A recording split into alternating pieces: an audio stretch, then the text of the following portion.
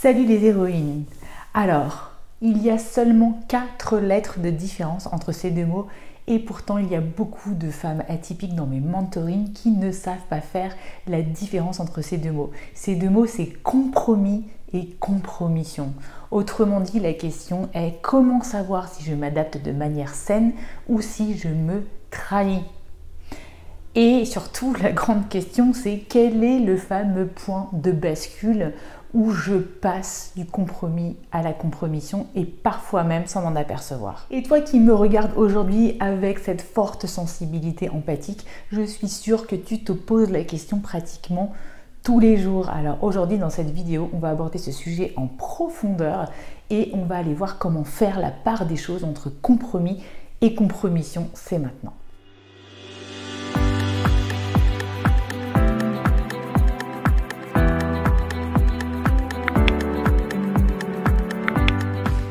Je m'appelle Sandrine Larive et ma mission c'est d'accompagner les femmes leaders atypiques à se libérer entièrement pour accéder à leur plein potentiel et déployer leurs ailes. Et pour elles, j'ai conçu un mentoring VIP pour elles qui sont des very important potential, la plupart du temps qui s'ignorent. Et va voir toutes les informations bien sûr sous les vidéos si tu veux en savoir plus. Je voulais aussi te dire que j'organise bientôt à la fin du mois un webinar pour les femmes leaders atypiques afin qu'elles puissent déverrouiller entièrement leur potentiel et accéder à leurs plus nobles ambitions. L'inscription est gratuite, c'est sous la vidéo et attention, les places sont limitées. Le compromis, c'est un ajustement conscient. Il s'agit de trouver un équilibre, une solution qui respecte les deux parties sans que personne ne se perde complètement. Et pour nous, femmes atypiques, cela peut vouloir dire ajuster notre façon de travailler, nos relations, pour mieux interagir avec les autres tout en restant fidèle à qui nous sommes. En revanche, la compromission, c'est quand on commence à s'éloigner de soi-même, qu'on fait des concessions qui nous coûtent profondément. C'est accepter des situations qui, à long terme, nous épuisent ou nous blessent simplement pour éviter les conflits ou pour se conformer. Et c'est là aussi où c'est intéressant de revenir au sujet de l'adaptation versus la suradaptation. L'adaptation, c'est cette capacité qu'on a d'ajuster nos comportements sans perdre notre essence. Alors que la suradaptation, c'est quand on se moule tellement aux attentes des autres qu'on en oublie qui on est vraiment. Et c'est là que tu vois bien en fait le lien qui se fait entre compromis et compromission. S'adapter de manière saine aux besoins des autres, ça s'appelle un compromis, c'est une relation gagnant-gagnant. Par contre, en faire trop et perdre le fil de nos besoins et de nos valeurs personnelles, eh bien là c'est une compromission et c'est une relation plutôt gagnant-perdant. Alors tu vas me dire, mais comment repérer ce point de bascule, ce fameux tipping point dont parlent les Anglais, où on passe du compromis et à la compromission? Eh bien, la plupart du temps, c'est un ressenti qui passe dans le corps. Ça commence pratiquement toujours par un malaise, une fatigue physique ou émotionnelle qui persiste ensuite.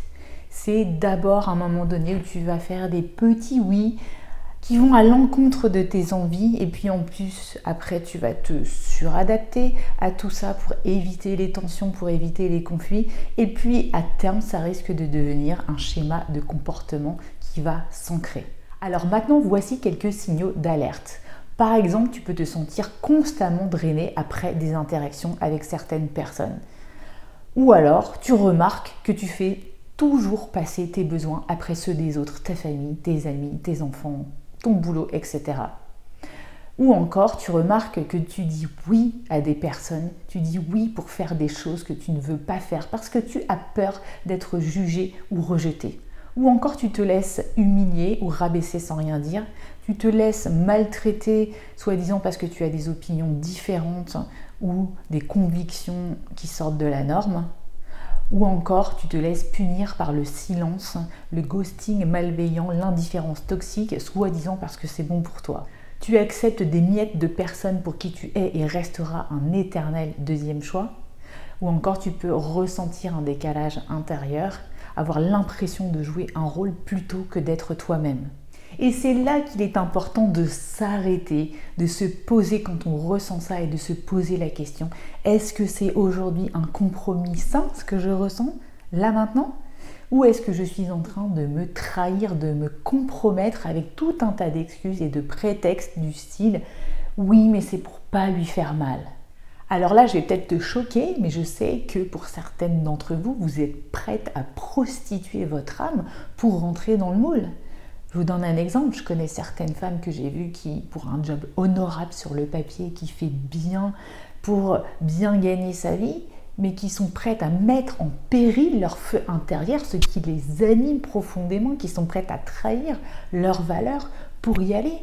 Rester avec des personnes ultra toxiques dans un job pour, voilà, peut-être pour des bonnes raisons et peut-être pour pouvoir se dire je vais nourrir ma famille, mais au fond se trahir entièrement pendant des mois jusqu'à peut-être des fois tomber malade. Et là, je peux t'assurer que c'est la dégringolade lente qui va commencer. Je vois aussi beaucoup de femmes en mentoring atypique qui se sont suradaptées pendant des années en couple, que ce soit avec des partenaires neurotypiques ou neuroatypiques. Elles se sont complètement oubliées.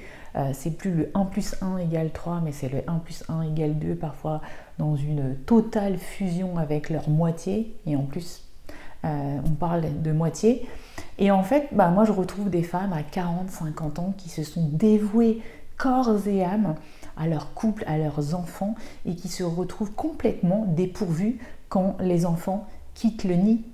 Et à ce moment-là, elles ne savent même plus s'occuper d'elles-mêmes. Elles ont besoin de se réinventer entièrement, et c'est parfois ce qu'on fait dans mon mentoring VIP. Je suis aussi des couples dans des thérapies de couple neuroatypiques, et combien de fois j'entends certaines personnes me parler de l'excuse du compromis pour se faire maltraiter, alors qu'en fait elles ne vivent qu'une suite de compromissions.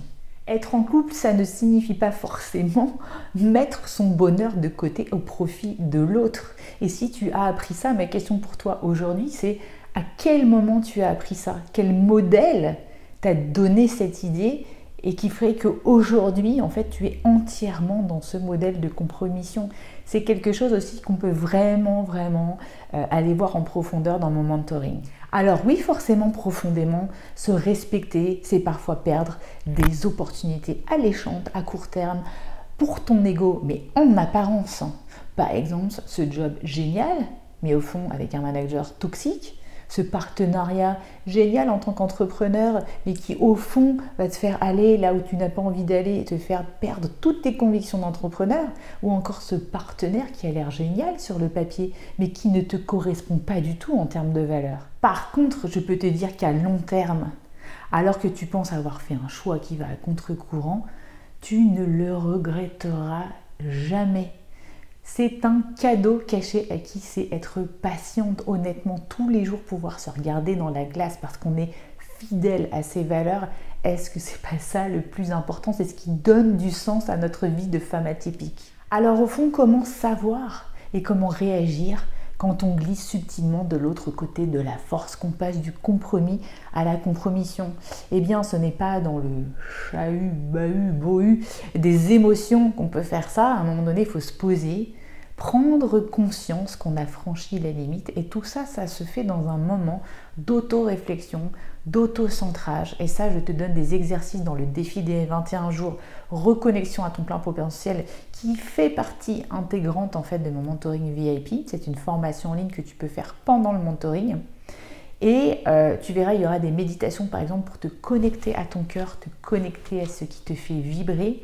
Et à ce moment-là, savoir qu'on a franchi la limite, eh bien, c'est se reconnecter à ses besoins profonds, à ses valeurs, à ce qui fait qu'on se sent bien aligné, qu'on se sent vivante. Ensuite, une fois qu'on a pris conscience qu'on a franchi la limite, l'important c'est de rétablir l'équilibre. Et souvent, ça passe par donner des limites aux autres qui ne nous respectent pas. Ça veut dire savoir dire non quand c'est nécessaire, de manière affirmée, sans se justifier, sans culpabilité, et remettre nos besoins au centre de nos priorités. Et parfois, il arrive dans certaines situations qu'on ne puisse pas dire non tout de suite, mais c'est important de bâtir un plan d'action qui va nous permettre à moyen terme en fait de sortir de la situation dans laquelle on est empêtré sans y laisser trop de plumes.